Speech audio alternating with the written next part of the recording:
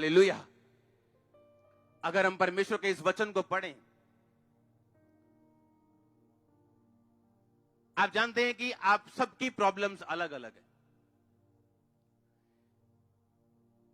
और जब मूसा इज़राइल को छुड़ाने के लिए गया तो परमेश्वर ने एक वचन कहा था उनको। हम पढ़ेंगे निर्गमन की पुस्तक 6 बाब। सुनो ध्यान से। परमेश्वर ने मूसा से कहा, मैं यहोवा हूं। मैं सर्वशक्तिमान परमेश्वर के नाम से अब्राहम, इसहाक और याकूब को दर्शन देता था, परंतु यहोवा के नाम से मैं उन पर प्रकट ना हुआ। और मैंने उनके साथ अपनी वाचा दृढ़ की है, अर्थात कनान देश जिसमें वो परदेशी होकर रहते हैं, मैं उन्हें दूं। ध्यान से सुनो। मूसा के ऊपर परमेश्वर ने प्रकट किया कि मैं कभी भी यहोवा के नाम से अब्राहम किसी के ऊपर प्रकट नहीं हुआ, पर मैं तुझे इस बात का प्रगटावा करता हूं कि मेरा नाम क्या है, यहोवा। और यह छुड़ाने से पहले था। याद रखो, आपकी छुटकारा परमेश्वर के वचन की गहराई में, और वो वचन की गहराई परमेश्वर अपने दास को देता है हमेशा। और बाइबल कहती है जब परमेश्वर के वचन की गहराई मूसा के ऊपर प्रकट की गई कि छुड़ाने से पहले, क्योंकि इनकी प्रॉब्लम बड़ी है, इनकी प्रॉब्लम यूनिक है, इन्हें नई रेवलेशन की जरूरत है, तो वो मैं तुझे देता हूं कि मेरा नाम यहोवा है।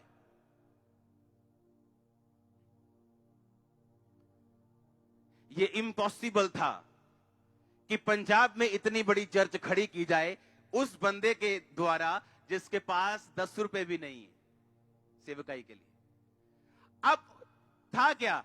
अब यह था कि हां, एक 10 मरले जगह ली जाए, क्योंकि मेरी फैमिली के पास 20 मरले का प्लॉट था, उसमें एक चर्च बनाया जाए, फिर लोगों को बुलाया जाए। यह पंजाब के लोगों का हल नहीं था। और परमेश्वर ने मुझे प्रकट किया कि मुझे वेट नहीं करना, मुझे टेंट लगा के चर्च लगानी। और यह रेवलेशन परमेश्वर प्रकट करता गया अलग अलग चीजों में, जो मैं सब चीजें आपको बता नहीं सकता। और टेंट चर्च शुरू हुई, जो पहले नहीं होती थी, ये रेगुलर नहीं था।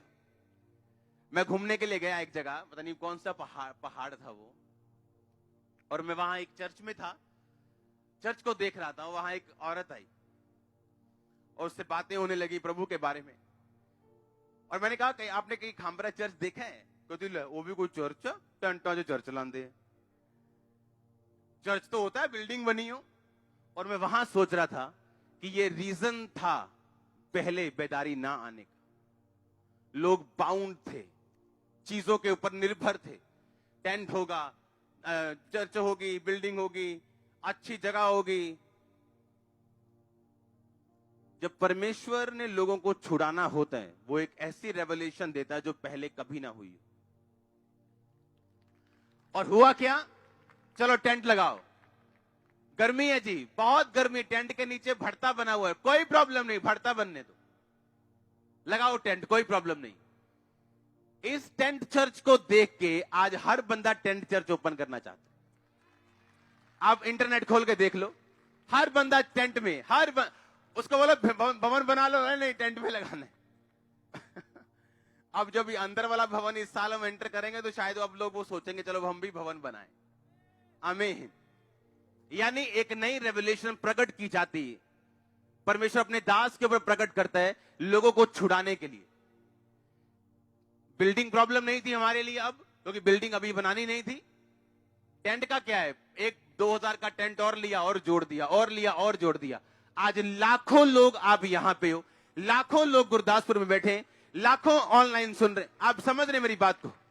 ये चीजें महीनों में, ये गुरदासपुर की चर्च आज की, और अभी ये 1 घंटा पहले की फोटो होगी। आप समझो मेरी बात। लाखों लोगों को भवन में लेके आना शुरुआत में ये पॉसिबल नहीं था। और बाइबल कहती जब वो लोग परमेश्वर के दास की बात सुनेंगे तो वो 100% ब्लेस्ड होंगे, क्योंकि इसी काम के लिए परमेश्वर ने उसको चुना है। आमीन।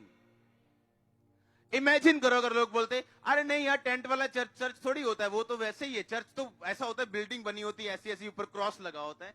तो आज वो अपनी बीमारियों में घर ही बैठे होते। आज कोई बैठ रहा है, उसकी रसौलियां निकल रही, हाँ, बैठे बैठे। किसी का ब्लड कैंसर गायब हो रहा है, किसी का एड्स गायब, बैठे बैठे ही टेस्ट रिपोर्ट सारी कि हो क्या रहा है ये। आज भी जब आप वचन सुन रहे हो, परमेश्वर आपको फ्री कर रहा है। एंजल्स उन जादू टोना करने वालों के खिलाफ जो आपके खिलाफ करते हैं, वो उनके घर जा रहे हैं। मैं आपको बता रहा हूं, आप अपने घरों में बंधन टूटते हुए देखोगे, शैतान को आप मसलता हुआ देखोगे अपने पैरों के नीचे, और हर एक रुकावट जो आपकी लाइफ का हिस्सा आज खत्म है यीशु मसीह के नाम में। सुनो, मैं आपको यीशु मसीह के नाम में कहता हूं, परमेश्वर ने मुझे चुना आपको छुड़ाने के लिए, और आप छुड़ाए जाओगे अगर आप बिलीव करोगे तो। हालेलुया। आज प्रॉब्लम यह है कि जब लोग वचन नहीं जानते और उनको मालूम नहीं कि हमें एक राइट चर्च का, जीवित चर्च का, सिर्फ खामब्रा नहीं, बहुत सारी जीवित चर्चें, मुझे उनका हिस्सा बनना जरूरी। आमीन।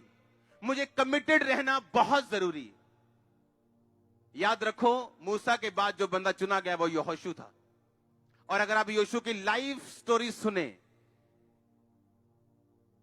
तो वो मूसा को कभी नहीं छोड़ता था। दिन रात, अगर मूसा टेंट के अंदर है, वो टेंट के बाहर था।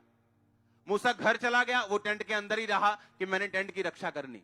मूसा पहाड़ पे परमेश्वर की आराधना करने के लिए फास्टिंग में गया, वो अध बिचकाले पहाड़ पे वेट कर रहा है मूसा की, और लोगों के पास नहीं गया, और उतने दिन तक इंतजार करता रहा। कोई खाने को नहीं, कोई पीने को नहीं, कोई फल मिल गया खा लिया, कहीं पानी मिल गया पी लिया। ऐसी टफ लाइफ के बाद परमेश्वर ने उसे चुना, जबकि बहुत सारे अनॉइंटेड, बहुत सारे गिफ्टेड, बहुत सारे लोग थे जो चुने जा सकते थे, लेकिन एक कमिटेड बंदा चुना गया मूसा के बाद सेवा के लिए। परमेश्वर गिफ्टेड को हो सकता है ना चुने, पर कमिटेड को वो गिफ्टेड भी कर सकता है और उसको चुन भी सकता है। आप समझ रहे हैं? एक कमिटेड व्यक्ति जो अपनी चर्च के प्रति कमिटेड है, जो अपने मैन ऑफ गॉड के प्रति कमिटेड है, जो अपने परमेश्वर के प्रति कमिटेड है, उसके प्रति पूरा अधीन है, उसके प्रति पूरा जुड़ा हुआ है। मैंने एक बात नोटिस की, जब भी कोई मैन ऑफ गॉड जो आपके ऊपर अथॉरिटी रखता हो, आपको कोई बात बोले, आज आप उसको ना मानो, लेकिन कल आपको माननी पड़ेगी दुखों के साथ। और आज आपको वो नॉनसेंस लग सकती, लेकिन कल आपको उसका रिजल्ट मालूम होगा। मैं तो सोचता हूं लोग कई मूर्ख हैं, क्योंकि हमारा मैन ऑफ गॉड जब हमें सिर्फ इशारा ही करे तो हम समझ जाते हैं। आज लोग डायरेक्ट बात भी कई बार नहीं समझते। हालेलुया। और परमेश्वर ने कहा, अगर 9th पॉइंट, अगर कमिटमेंट आपकी लाइफ के अंदर है, ये चर्च सिर्फ मेरा नहीं है, आपका भी, ये मिनिस्ट्री सिर्फ मेरी नहीं है, आपकी भी। अगर आप अपनी लाइफ में कमिटेड हैं, एक मिनिस्ट्री में, एक मैन ऑफ गॉड के नीचे, परमेश्वर के नीचे, आप बहुत फास्ट होंगे दूसरे लोगों से। आप जब भी बाइबल में कहीं फास्ट देखोगे, कहीं तेजी देखोगे, तो उसके पीछे एक इंसान होगा जिसके ऊपर परमेश्वर का हाथ है। हालेलुया। उसने कहा, तुम जल्दी कैसे आ गई? कहती, एक पुरुष ने हमारी सहायता की। पुरुष कौन था? मूसा। हालेलुया।